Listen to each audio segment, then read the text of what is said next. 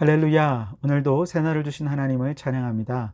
오늘은 찬송가 179장 주 예수의 강림이, 우리 찬양 1절 2절 함께 찬송하면서 이제 곧 임재하실 주님을 기대하는 마음으로 이 하루를 살았으면 좋겠습니다. 함께 찬송합니다. 주 예수의 강림이 가까우니 저 천국을 얻을 자 회개하라. 주 성령도 너희를 부르시고 무천사도 나와서 영접하네. 주 예수님 너희를 찾으시니 왜 의심을 하면서 오지 않나. 온 세상 죄 담당한 어린 양은 죄 많은 자 불러서 구원하네. 아멘.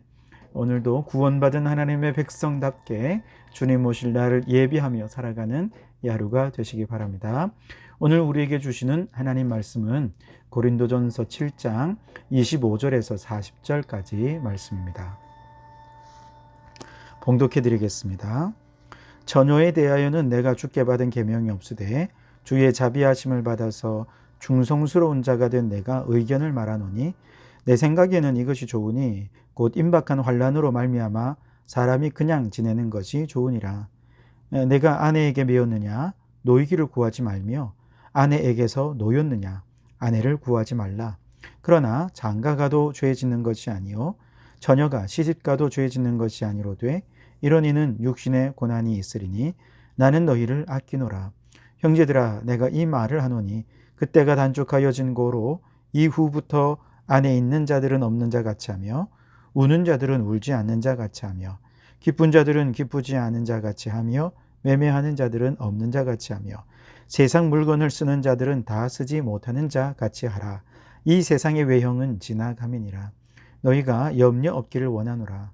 장가가지 않은 자는 주의 일을 염려하여 어찌하여야 주를 기쁘시게 할까 하되 장가간 자는 세상 일을 염려하여 어찌하여야 아내를 기쁘게 할까 하여 마음이 갈라지며 시집가지 않은 자와 처녀는 주의 일을 염려하여 몸과 영을 다 거룩하게 하려 하되 시집간 자는 세상 일을 염려하여 어찌하여야 남편을 기쁘게 할까 하느니라. 내가 이것을 말함은 너희의 유익을 위함이요 너희에게 올무를 놓으려 함이 아니니 오직 너희로 하여금 이치에 합당하게 하여 흐트러짐이 없이 주를 섬기게 하려 함이라. 그러므로 만일 누가 자기의 약혼녀에 대한 행동이 합당하지 못한 줄로 생각할 때에 그 약혼녀의 혼기도 지나고 그같이 할 필요가 있거든 원하는 대로 하라. 그것은 죄 짓는 것이 아니니 그들로 결혼하게 하라. 그러나 그가 마음을 정하고 또 부득이한 일도 없고 자기 뜻대로 할 권리가 있어서 그 약혼녀를 그대로 두기로 하여도 잘하는 것이니라. 그러므로 결혼하는 자도 잘하는 거니와 결혼하지 아니하는 자는 더 잘하는 것이니라. 아내는 그 남편이 살아있는 동안에 매여 있다가 남편이 죽으면 자유로워 자기 뜻대로 시집갈 것이나 주 안에서만 할 것이니라. 그러나 내 뜻에는 그냥 지내는 것이 더욱 복이 있으리로다. 나도 또한 하나님의 영을 받은 줄로 생각하노라. 아멘. 오늘도 이 말씀을 통해 우리에게 주신 하나님의 음성을 듣게 되길 바랍니다. 고린도전서 7장은 고린도 교회 성도들이 여러 가지 질문한 것에 대해 바울이 응답하는 내용이죠. 특별히 이제 오늘 본문에서는 결혼에 대한 여러 권면을 담고 있는데요. 이 결혼과 관련되어서 가장 큰 이슈는 결혼을 해야 하느냐 아니면 독신으로 지낼 것인가 하는 문제입니다. 또 이에 대한 경우가 두 가지 경우로 소개가 되고 있는데요. 첫째는 아직 결혼을 하지 않은 젊은 남녀가 결혼을 해야 되는가 하는 것이고요. 둘째는 결혼을 했다가 한쪽에 사별을 하신 분들 재혼을 해야 되냐 말아야 되냐 하는 문제입니다. 우선 성경의 기준은요, 결혼에 대해 반드시 해야 한다거나 또 하면 안 된다라고 하는 그런 얘기를 하지 않는다는 것이죠. 25절의 앞부분을 보시면 처녀에 대하여는 내가 주께 받은 계명이 없으되 이렇게 말씀하시는 이유는 성경에 대하여 성경에서 이제 결혼에 대해서 단정적으로 결혼을 해라 말라 뭐 이렇게 가르쳐 주시는 말씀을 보지 못했다는 것이죠. 그런 교훈이 없다는 것입니다. 그리고 이제 이걸 전제하고 바울은 자신의 개인적인 의견을 아주 조심스럽게 내어 넣는데요. 26절을 보시면 내 생각에는 이것이 좋으니 곧 임박한 환난으로 말미암아 그냥 지내는 것이 좋으니라. 그러니까 예수님께서 이제 오실 날도 얼마 안 남았는데 결혼하느라고 시간 들여 돈 들여 또 거기에 신경 쓰느라고 마음 빼앗겨 에너지 다 쏟아 얼마나 결혼 한번 하면 신경 쓸 일이 많고 결혼한 이후에는 신경 쓸 일이 더 많지 않습니까? 차라리 그보다는 주님의 재림을 준비하는 것이 더 낫지 않겠는가? 이제 개인적인 생각을 비력하는 것이죠. 개인적인 생각으로이라고 해서 그냥 자기 생각을 얘기하는 것이 아니라 마지막 40절에 보면 나도 하나님의 성령을 받은 줄로 생각하노라 하면서 이것이 성령의 권면을 받아 주시는 권위 있는 말씀임을 얘기하고 있습니다. 바울은 계속해서 사별한 남성에 대해서도 얘기를 하는데요. 27절에 내가 아내에게 매였느냐 노이기를 구하지 말며 아내에게서 노였느냐 아내를 구하지 말라. 여기서 아내에게서 놓였다는 것은 이제 사별을 의미하는 거죠. 아내에게 매인 것은 결혼을 했다는 것이고 아내에게서 놓였다는 것은 어떤 이혼이나 이런 것보다는 사별했다는 걸 의미하는 거예요. 그래서 예를 들어 아내가 먼저 세상을 떠났다면 굳이 다른 아내를 찾으려고 노력하지 말아라 하는 것이죠. 28절에 보시면 그러나 장가가도 죄 짓는 것이 아니요 처녀가 시집가도 죄 짓는 것이 아니로되 그렇게 말씀하면서 역시 결혼을 하는 것 하지 않는 것 여기에 대한 분명한 하나님의 명령은 없기 때문에 여기에 대해서는 자유로운 판단이 필요하다는 것이죠. 다만 이제 사별한 여성의 경우는 재혼을 할 때 한 가지 주의할 점이 있어요. 39절에 보시면 아내는 그 남편이 살아있는 동안에 매여 있다가 남편이 죽으면 자유로워 자기 뜻대로 시집갈 것이나 주 안에서만 할 것이니라. 즉 사별한 여성은 자신의 뜻대로 얼마든지 재혼을 할 수가 있어요. 그러나 주 안에서만 하라 하는 얘기는 가급적이면 이제 그 예수님을 믿는 사람과 결혼을 하라 하는 것이죠. 왜냐하면 당신은 가부장적 사회이었기 때문에 사별한 남편이 다른 아내를 얻을 때 믿지 않는 아내를 얻으면 그 아내가 예수님을 믿게 될 가능성이 훨씬 많았습니다.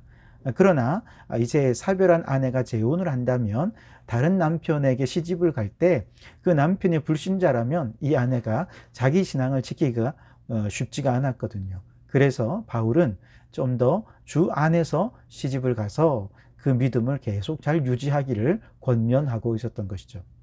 결론적으로 보면 바울의 개인적인 권면의 핵심은 이제 결혼을 하는 거나 안 하는 거나 큰 문제는 없지만 할 수 있으면 독신 쪽으로 좀 더 강조하고 있는 걸 보게 돼요. 38절을 보시면 그러므로 결혼하는 자도 잘하거니와 결혼하지 아니하는 자는 더 잘하는 것이니라. 왜냐하면 바울 자신이 독신으로 지나지 않았습니까? 바울이 이처럼 독신을 강조하는 이유는 두 가지인데요. 우선 첫째는 임박한 종말 때문입니다. 26절을 보시면 곧 임박한 환난으로 말미암아 이렇게 말하죠. 그러니까 처녀들이 이제 곧 주님이 재림하실 것이니 결혼에 얽매이지 말고 그냥 지내면서 주의 일을 하는 것이 더 좋겠다. 29절에도 형제들아 내가 이 말을 하노니 그때가 단축하여진 고로 그렇게 말씀하시죠. 그때가 단축하여졌다는 것은 주님 오실 시간이 이제 아주 가까운 미래에 있을 것이다 라고 얘기하는 거죠. 바울의 종말론은 이렇게 아주 임박한 종말론이었습니다. 로마서 13장 11절 12절 말씀에 보면 또한 너희가 이 시기를 알거니와 자다가 깰 때가 벌써 되었으니 이는 이제 우리의 구원이 처음 믿을 때보다 가까웠습니다. 밤이 깊고 낮이 가까웠으니 그러므로 우리가 어둠의 일을 벗고 빛의 갑옷을 입자. 그렇게 권면하죠. 그러니까 이처럼 강력한 묵시사상에 입각한 종말론에 기대어서 이제 우리 현재 일들을 바라보게 되면 우리의 현재 일들, 우리가 지금 뭐 대단하게 여기는 일들, 너무 큰 아픔, 너무 큰 슬픔, 이런 것들은 사실 그렇게 중요한 문제가 아니라는 거예요. 30절, 31절 보세요.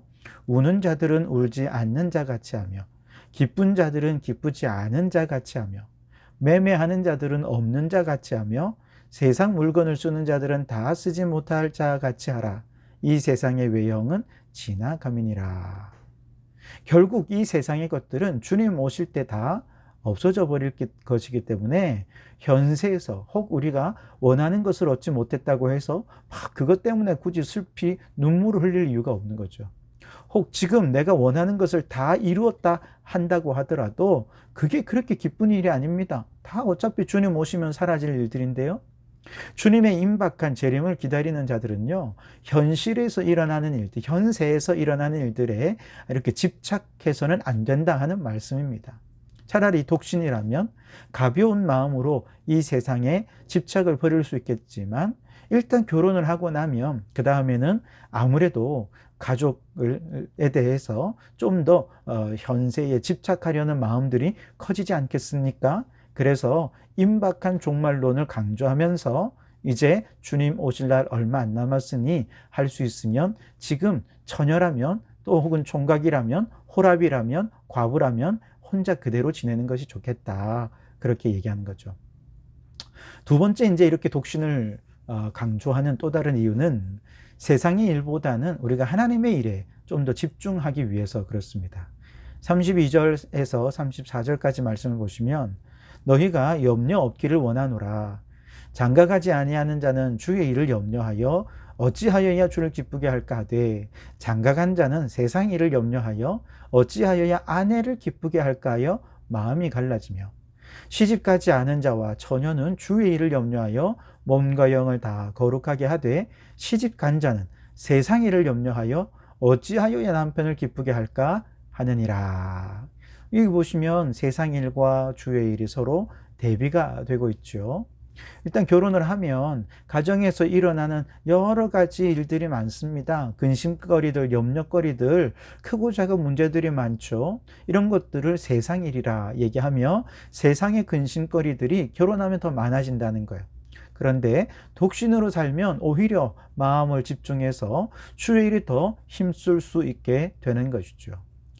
그래서 결국 바울이 이렇게 결혼에 대해서 개인적인 권면을 하는 핵심에는 이것이 있습니다. 흐트러짐 없이 주님을 섬기는 것, 이것입니다. 35절을 다시 읽어보십시오. 내가 이것을 말하면 너희의 유익을 위함이요 너희에게 올무를 놓으려 함이 아니니 오직 너희로 하여금 이치에 합당하게 하여 흐트러짐 없이 주를 섬기게 하려 함이라. 무슨 말씀입니까? 지금 고린도 교회 성도들 가운데는 주님을 섬기는 일에 집중하지 못하고 주님을 섬기는 일에 헌신하지 못하도록 방해하는, 즉 마음의 흐트러짐, 마음의 흔들림이 그들에게 있다는 말씀이지요. 그래서 고린도 교회 성도들이 부부 사이에 별거하는 문제라든지 앞에서 우리가 살펴보았던 이혼하는 문제라든지 아니면 아직 결혼하지 않는 남녀들이 결혼해야 하는지에 관한 문제, 사별하신 분들이 재혼을 해야 하는가 하는 이런 여러 가지 문제들에 사로잡혀 있다 보니 온전히 주님을 섬기지 못하고 있었다는 것이죠. 마음이 나누어져 버린 것이죠. 바울은 그래서 이게 너무 안타까워서 이러저러한 문제 또 질문들에 대해 답을 주기는 하지만 사실은 이런 흐트러진 마음 좀 다잡고 결혼하든 안 하든 그 중요한 거 아니니까 주님 섬기는 일에 좀 더 집중해라, 그렇게 권면을 하고 싶은 거죠.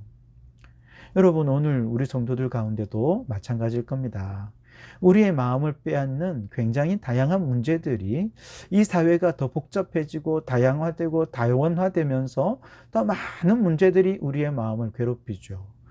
지금 당장 먹고 사는 문제도 얼마나 큰 문제입니까? 인간관계 안에 얼마나 많은 스트레스를 받으며 이 일로 인해 울고 웃고 정말 우리는 그것이 큰일이라 생각하며 그거로 인해 어려워하고 있습니까?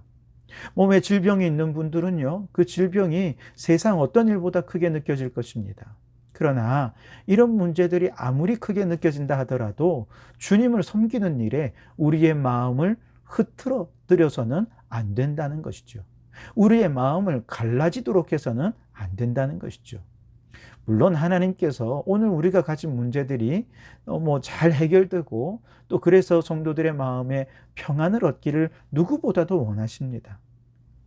그러나 생각해 보면 한 문제가 끝나면 우리의 마음에 잠시 평안은 찾아올지 모르지만 또 다른 문제는 반드시 또 찾아오게 되어 있습니다.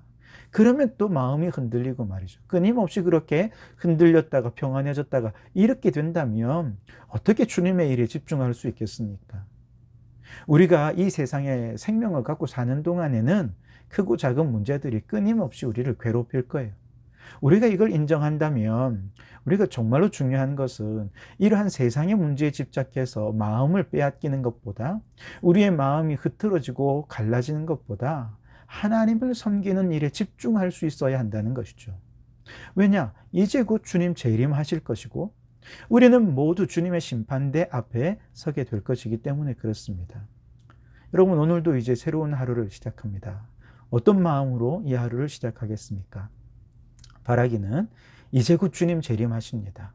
이걸 꼭 염두해 주시기 바랍니다. 잊지 마시기 바랍니다. 주님이 반드시 심판하실 것입니다.